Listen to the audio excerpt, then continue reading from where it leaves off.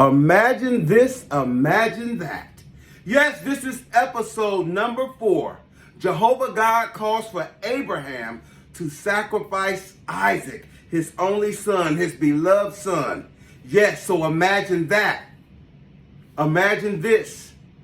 Abraham already knew God, and he knew of God's power. Remember that Abraham's name was Abram, and God changed it to Abraham.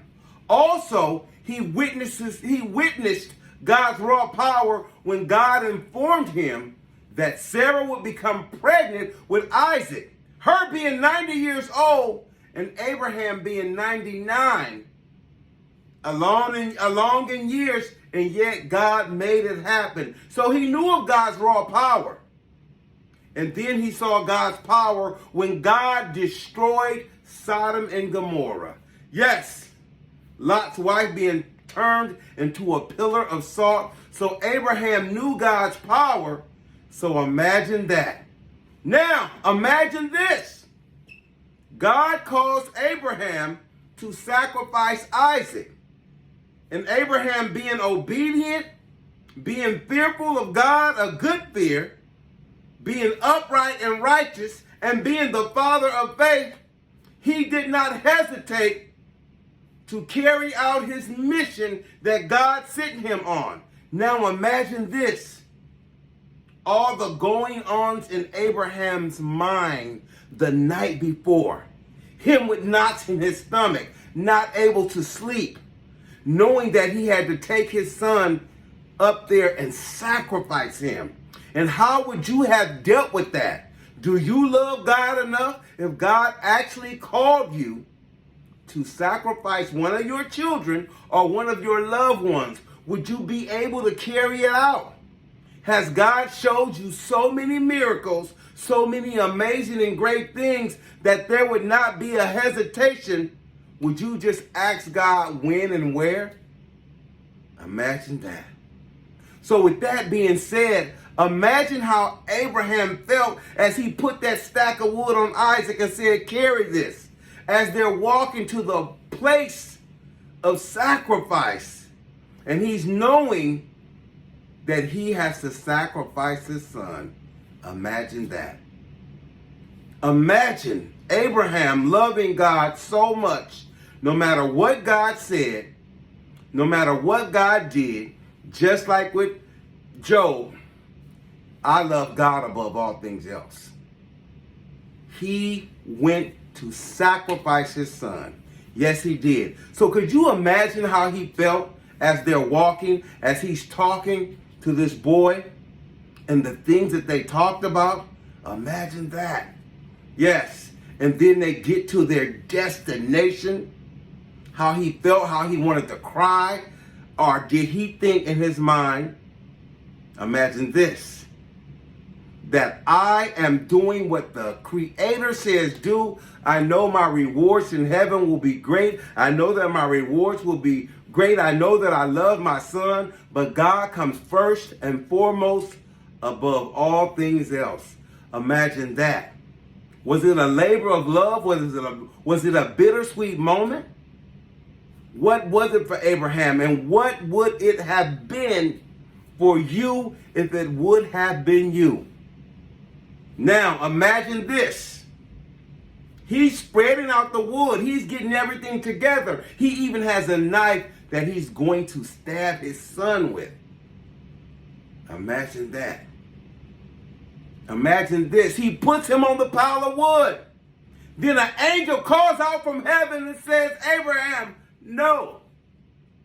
Imagine that. So with that being said, the sacrifice actually happened. Because in Abraham's heart, he was willing to be obedient. He was willing to listen to God 100%, and he was going to sacrifice his son because Jehovah God told him to. Imagine that. So with that being said, the sacrifice actually happened because it was in Abraham's heart to do what God said do. And it was not without a doubt that he was going to do it. Imagine that. And imagine you being in that same situation where you have to sacrifice one of your loved ones. would you be able to carry it out?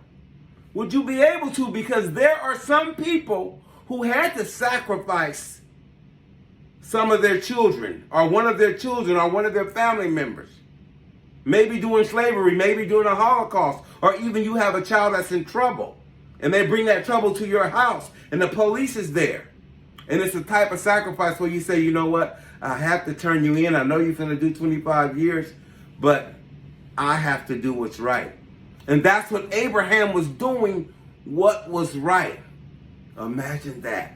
So with that being said, Abraham actually completed the sacrifice because it was in his heart, and he went up there to follow Jehovah God's instruction. And then he looks up and see a ram caught in a bush. And he went and got the ram and sacrificed that. So that was a sacrifice yet and still. A sacrifice did take place, but it wasn't Isaac who was sacrificed. But he gained true favor with Jehovah God after the fact. And that's a beautiful lesson for us, no matter what God does. No matter what he says, if you have ears to listen, if you have eyes to see, make sure that you understand or try to understand when God is talking to you. See, right now I'm in Texas. I knew that God was talking. He said, get out of Pittsburgh, get out of the Bay Area. It's too many people acting up here. You're not putting out that negative information. You're not putting out that negativity that they're bringing to you. So I need for you to leave. So here I am in this bliss. Yes, New Boston, Texas, and what a blessing it is. I didn't want to leave my family. I didn't want to leave my mom because our relationship has really became a tight bond. So it's a type of sacrifice that I had to do to leave my mother and my sister because I know that they need me. But I know that God was talking, and I know that this is the place where I receive most of my spiritual gifts. So here I am. And the last time I was here, I announced my book that comes out next month, The Supernatural God. So with that being said, imagine this. God has a blessing for you. God wants you to listen. He wants you to be like Abraham with total faith. He wants you to be obedient, upright. And he wants them eyes open and those ears open. Imagine that we serve a God who's full of love, who's full of amazing things. And what did Abraham say? Jehovah Jireh, the Lord provides. Yes, so this is episode number 4. Imagine this, imagine that. Abraham called to sacrifice his only son, Isaac. Yes, and he did sacrifice him in his heart. Not physically, but he did. He listened to God. He was obedient to God. And that's a lesson for us. Imagine this, imagine that. Episode number 4.